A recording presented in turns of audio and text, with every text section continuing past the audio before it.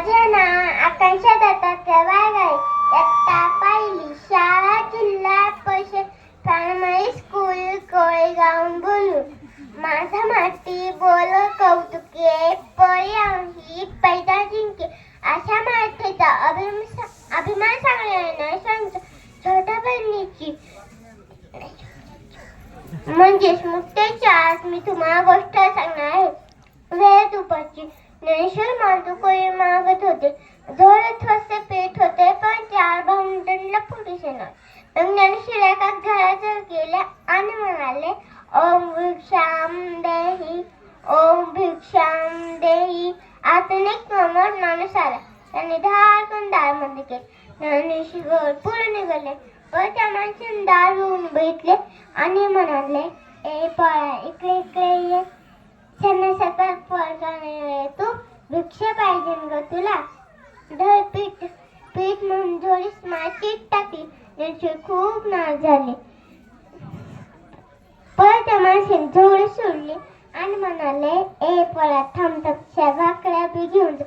भाकऱ्या म्हणे शनीच्या गावलाच टाकले. त्यांचे खूप नाराज झाले. इकडे मग ते विठ्ठलाच्या मूर्तीसमोर संगीत लावत होते. ही मूर्ती म्हणजे तिच्या आई बाबांची आठवत होती.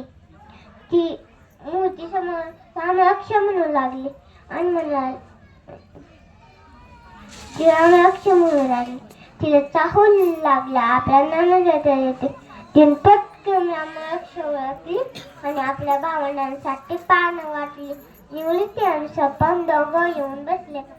मग ते म्हणे, हे काय लिहिणार दादा, कुठं? निवडीचे म्हणा, त्याला भूक नसायला काय झालं, थांब मीच बोलावते.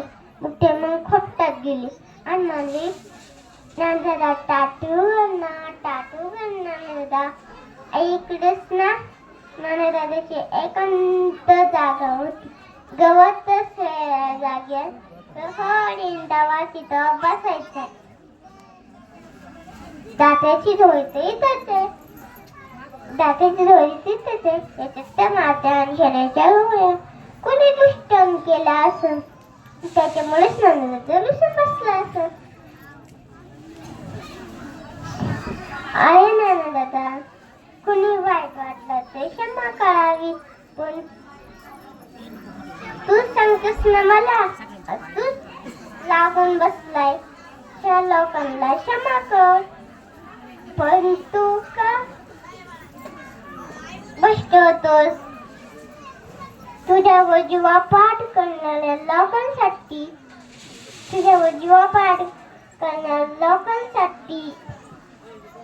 दार उघड. तू निवडीची दाखवण्यासाठी दार उघड.